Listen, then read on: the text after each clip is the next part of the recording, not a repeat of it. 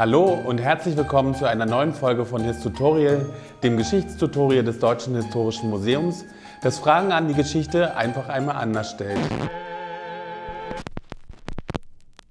Mein Name ist Tobias und unsere Frage heute lautet: Wie feiert man Weihnachten? Es war einmal vor über 2000 Jahren, da wurde in einem Stall bei Bethlehem ein kleines Kind geboren.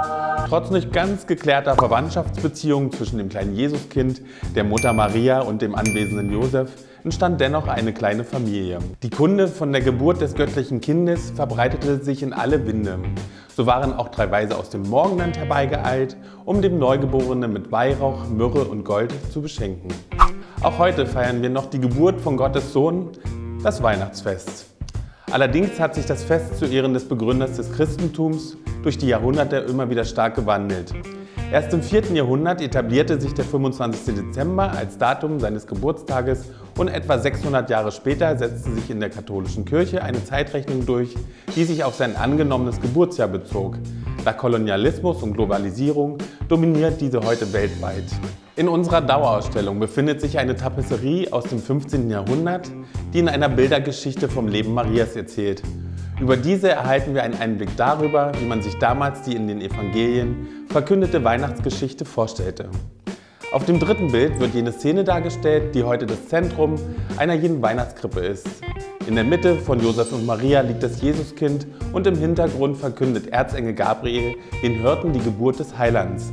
Auf dem letzten Bild der Geschichte sind die 3 Weisen zu sehen, die nunmehr als heilige 3 Könige dargestellt werden. Unabhängig von der theologischen Bedeutung spielt Weihnachten von allen christlichen Festen heute die größte Rolle in der Gesellschaft. Als Familienfest, wie wir es heute kennen, bürgerte es sich um 1800 ein. Dass damals ein reich gedeckter Gabentisch nur dem reichen Bürgertum vorbehalten blieb, zeigt ein Gemälde von Moritz Müller. 2 arme Kinder schauen hier voller Sehnsucht in eine vom Kerzenschein eines Weihnachtsbaumes beleuchtete Stube. Zu jener Zeit erfuhr das Fest auch seine Verweltlichung. Auf einem Gemälde des 19. Jahrhunderts verrät allein der Weihnachtsbaum vom festlichen Anlass. Doch zeugen hier nicht etwa kirchliche Symbole von der Geburt Christi, sondern vielmehr militärisches Gerät und eine Fahne von der aufkeimenden deutschen Nationalbewegung. Im Ersten Weltkrieg erfuhr das Weihnachtsfest einen Höhepunkt der Politisierung.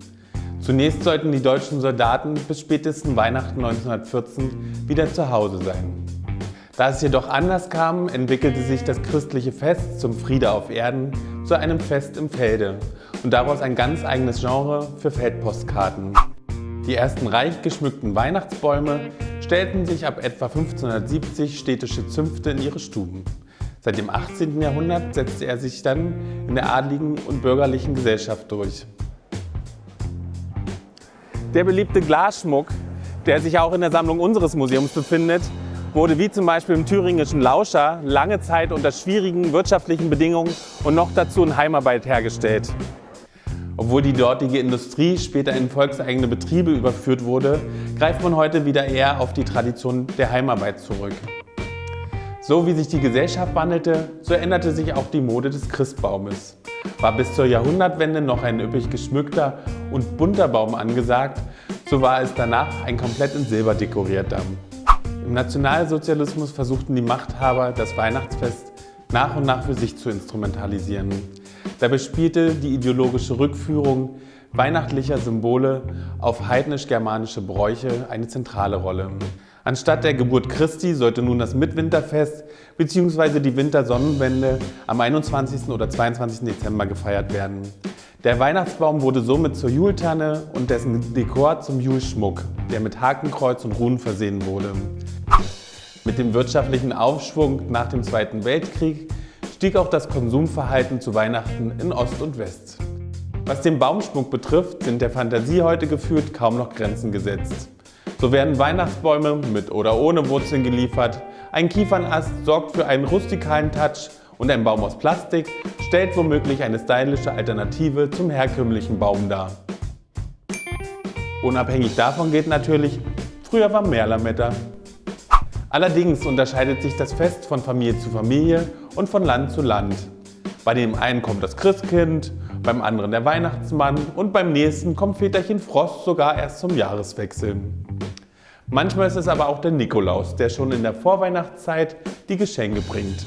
Zudem unterscheidet sich auch, ob die Gaben dann abends unterm Christbaum liegen oder aber morgens in Socken am Kamin hängen oder gar in einem Sack vor der Tür stehen. Das Weihnachtsfest mit all seinen Traditionen bietet nicht nur in unserer heutigen Zeit die Möglichkeit zum kulturellen Dialog. Wahrscheinlich wird sich die Art, Weihnachten zu feiern, immer wieder ändern. Sie wird sich weiterentwickeln oder mit anderen Traditionen vermischen.